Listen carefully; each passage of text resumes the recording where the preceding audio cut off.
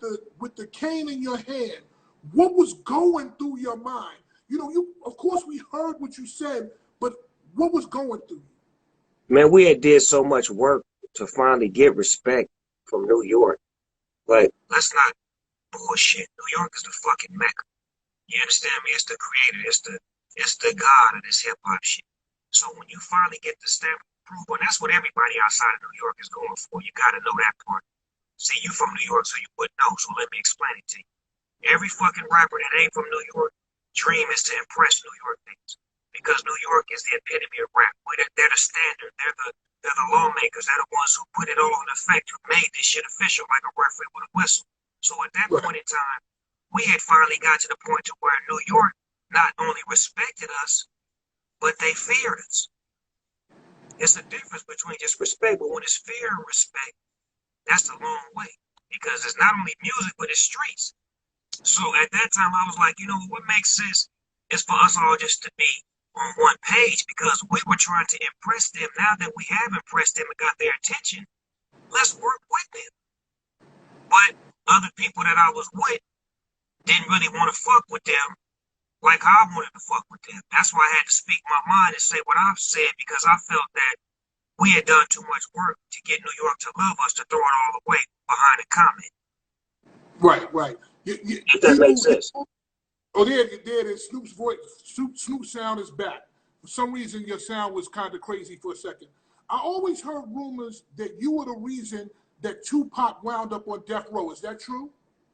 That's the exact reason how Tupac ended up on death row. Hold on, let me take this shit off here real quick. That's the exact reason why Tupac was locked up in New York, and I was hearing, you know, certain things I didn't need to hear about his situation. So I was like, you know what? I reached out to Suge. I was like, Suge, we need to get Cuz out of there and put him with us, because first of all, he one of us. That's my nigga. I love him, and you got the power to do it. So Suge, being a great businessman, you know, took that conversation and he made it move. You know, he went and did what he had to do to pull all the strings to get Pac with us. And when he brought him to us, he brought him to me. And that's when we put him on Daz. And we told Daz, look, don't worry about my record. It's all about Tupac. Give Tupac all of the heat. Daz and Tupac locked up on that heat.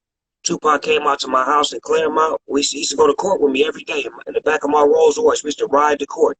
We used to just converse all the way from court back to my house, and what he was wanting to do, how he wanted to build his plan. He seen my house. I want to get me a house. He seen my Rolls Royce. I want to get me a Rolls Royce.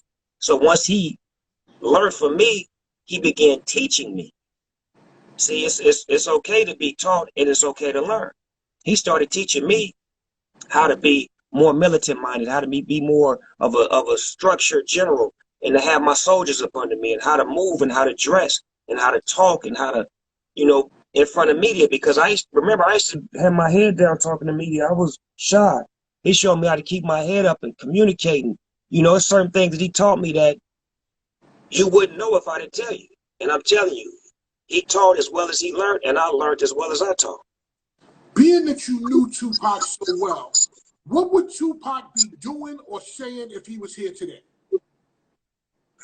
If he was here today, first of all, these whack-ass rappers and this soft-ass cream puff shit that's going on in the industry, he would have a big voice against that. Sort of kind of like what I'm doing, but I just don't have time to get involved so much. But he would make it a must to abolish all of that weak shit, because he's one that really understands and respects hip-hop for the culture and what it was built on and what it was built for. So he definitely would have a voice against that. And then all of this police brutality, he would probably have more records that make sense now, like he has those old records that make sense now, that speak to it. And now people would have to hear him and say that he's not just some young thug, but he's a young black man speaking truth to something that's always been there. And it's our fault, and we need to apologize for us coming at him wrong for saying something that was right, just like the NFL has to apologize to Colin Kaepernick for the same reason, because I'm speaking on something that's a fact, and you banning me because I'm speaking truth because you don't see what I'm saying. But when the footage comes out, then are you going to apologize, or are you going to say, that's just one incident? No, that's just one incident that's caught on camera. How about the hundreds of thousands of incidents that ain't caught on camera? What do you think Tupac would have said about the coronavirus? You know him. Well, you knew him. He would have said it was a conspiracy, that it was a pandemic, that it's a man-made thing to try to control what we control. Right. Do you think he would have been out in the streets protesting? Off the top, off the rippy tippy top.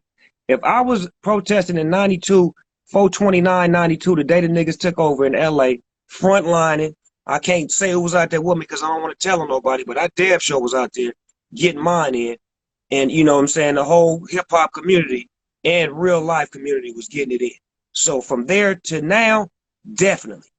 Who is the rapper to you in today's world that has the energy like Tupac? Is there any rapper that has Tupac energy? The last person that had Tupac's energy when they was 100% was DMX. He had that nigga's energy fully. Like when he was DMX, the motherfucker, when he was on stage praying and crying, when he was that thing, the whole thing, that was Tupac, the rebirth. And I seen it with my own two eyes, like performing with DMX and watching how he took over the crowd and watching how he was so passionate about his music and his people and his movement. And that is the spirit that Tupac embodied. Back to the road, because I want to just ask a couple of questions before I get to Doggy Style. Was it bad as we all heard it was? Employees getting beat up, office terrorized. I saw a trailer for a reality show that Suge had where like kids were getting beat up. They were going for a chance to be on death row or rap on death row, but they were getting beat up and all kinds of stuff. Was it really? That was later. That was later once everybody left. When everybody was there, that kind of shit was never happening. You're dealing with too many gangsters for niggas to be getting slapped upside the head. That shit was never gonna happen.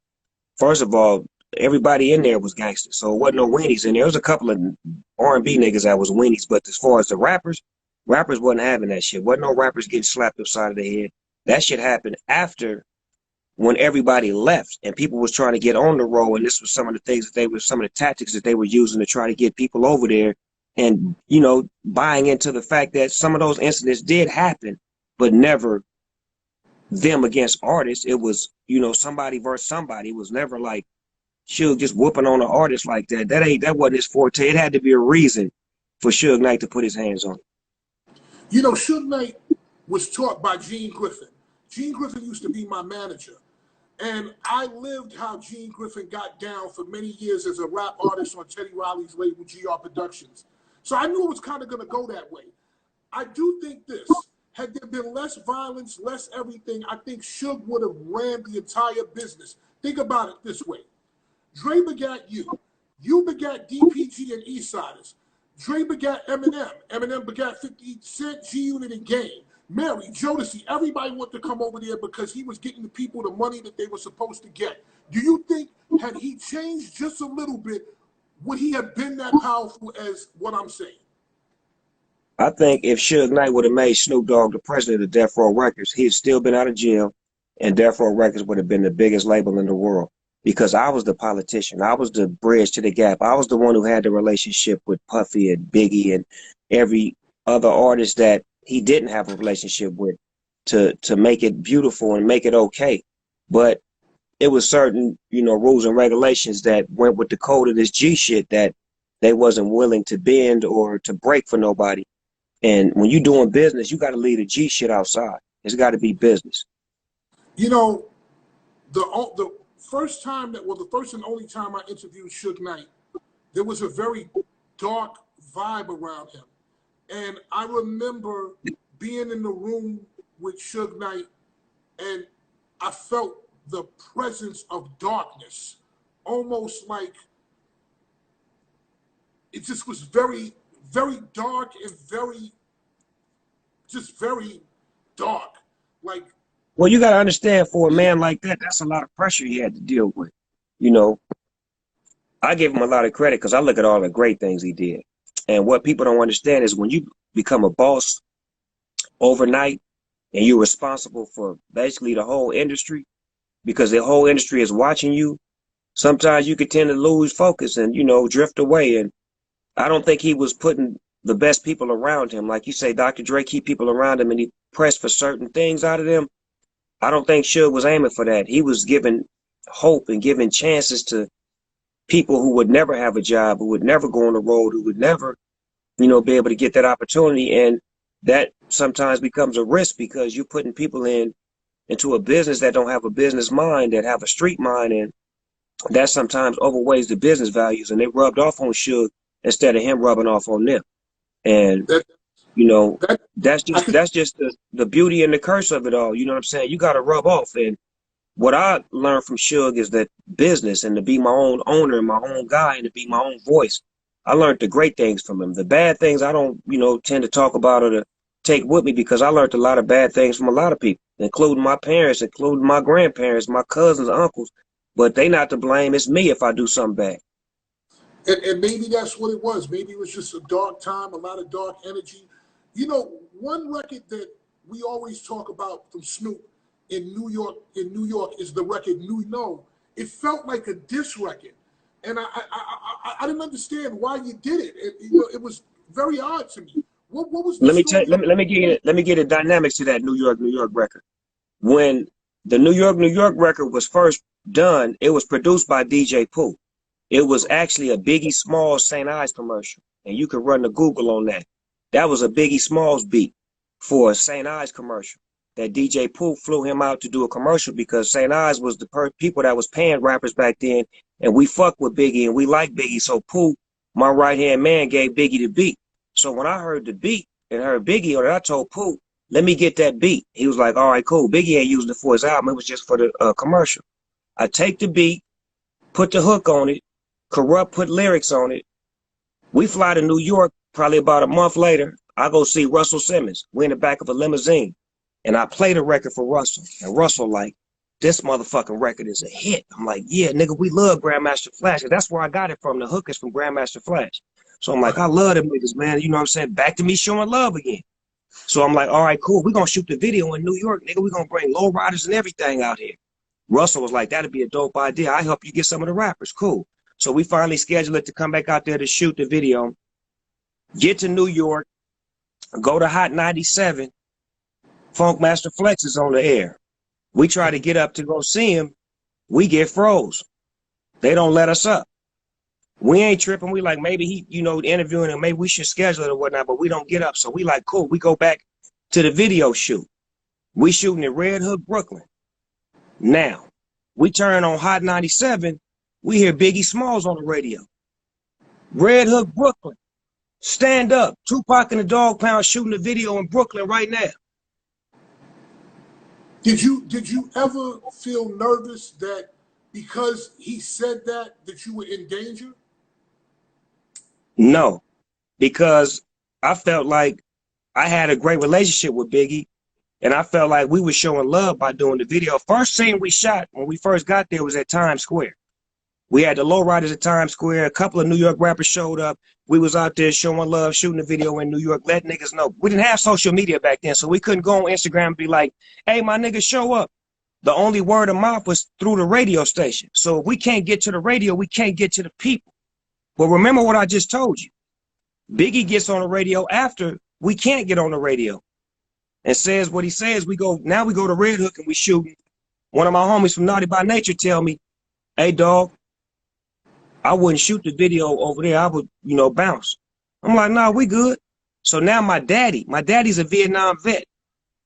My daddy come back in the trailer. Man, a motherfucker, he's talking crazy, but we like, man, this nigga, my daddy tripping. But my daddy really on some other shit because he a Vietnam vet, he peeping game. Mm-hmm. We ain't tripping. My daddy walk out the trailer, go to the store. 5 minutes later, pew, pew, pew. Do you feel Biggie really had you shot at? And what were your feelings on him possibly having you shot? I didn't take it as if he called the shot. I took it as if we was out of bounds and some people in that neighborhood just didn't feel us and was trying to, give us a warning to get up out of there. So at that time, remember what my mind was. I'm on peace, but I'm still gangster. So after we get out of that and get back to LA, the word is Cuz got us popped at. but we never go public. We never, and that's why y'all never heard about it, because we never went, ah, la, la, la, la. We kept it under our hat, like, because it was my call. And Dogg said, I'm going to take that on the chin. So I take that on the chin, but other people on the label don't like that. They like, fuck that. We ain't taking that on the chin. Here's my question. Did you ever speak to Biggie after the day of that shooting? I spoke to him twice. The first time was after Tupac died, and I was in Atlanta, and I seen Lil C's in the lobby at the Omni Hotel. And Lil C's is my nigga. I met Lil C's at the show. We over a bowl of cereal. He became my nigga after that. We was always locked and loaded. So I see C's in the lobby. I say, C's, what Biggie? I want to holler at him. He like, he upstairs. He want to holler at you too. I'm like, all right, well, I'm going to come upstairs and holler at him. Let me grab my weed, get my weed. C's take me upstairs. Biggie is upstairs in a walker, like what the old people walk around in. He got the little walker sitting at the edge of the bed. And when I walk in the room, we start talking. And then he looked me in my eyes and he say something that, you know what I'm saying? Like he's sad that Tupac is dead, but I can look in his eyes and I can see that he hurt. He didn't even have to say it. I could see that he hurt behind Tupac being dead. This is not a man that's happy or glamorized. This is his friend that's dead, that they had a misunderstanding, and he could never get no justice for his emotions, but he's showing me his emotions. And he explained to me how much he loved Tupac, and I ain't tripping, and not once do we bring up the Brooklyn incident. Because what's understood don't need to be talked about. But after we spoke, but let me continue. After we break bread and smoke weed, I leave him with some weed, and I tell him I love him. And I'm like, I'm going to give you my number, nigga. Holler at me whenever, you know, whoop, whoop. And, you know, when you on the West Coast, holler at me, and I'm going to holler at you when I'm in New York. I go to New York probably about 3 months later. Biggie hit me up. Hey, come by the studio. We got 5 studios popping. Daddy's house or some shit. I'm like, all right, fuck it, I'm coming. I go to the studio. He got like 4 rooms. He got Easy Mo B in the room, Premier in the room, and he got Stevie J in the room and some other motherfuckers in the room. And then he in one room with like about 30 motherfuckers in there, all army fatigues and beanies, and they smoking some bullshit ass weed. And I come in with that thing that killed John Wayne. You understand me? So I pull my weed out and change the temperature in the room. So Biggie at the board, he like, hey, check it out, hold on. Hey, Snoop, I want you to hear this shit. And the motherfucker push play. And he play that song where it say, dreaming of Learjets, mansions, and coupes, and trying to sell records like Snoop. Oops. And the whole room was like, oh. It was like him letting me know in front of all his homeboys, nigga, I fuck with you. I love you.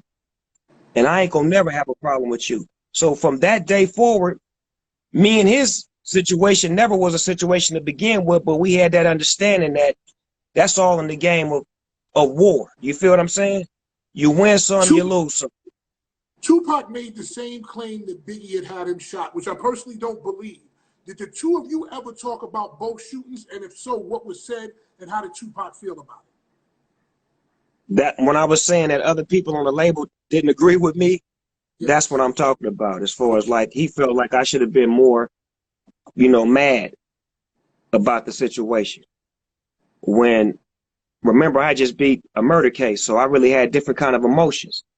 I wasn't really trying to do another one. You get me? I feel it. That so Tupac was actually mad. You know, it's crazy. What was your first reaction when you heard Pac got shot in New York? Man, I cried. Man, I cried for hours. When I actually got to the hospital, his mama grabbed me and she took me in the room and she said something to me because I was so weak. And his mother was so strong. And just the words she said to me before I went in there to see him, it got me up. Because she didn't want me going in there weak to see him. You get what I'm saying? So his mother seen that in me and she pulled me to the side and just basically gave me a dose of love that I needed as far as get your spirit right before you go talk to him. Because he always see your spirit as being this, not that. So that was a sacred moment. And when I went in there with him, it was, you know, it was a conversation that me and him had that I had with him that I wanted to have with him while he was in his right mind so he could answer me. But it was just me clearing my soul, let him know that I loved him, and I never meant to hurt his emotions or his feelings by the moves that I made. I just was doing what I thought was best for us. That's crazy. If you're just tuning in, we're talking to Snoop Dogg every night, 7 p.m. Eastern.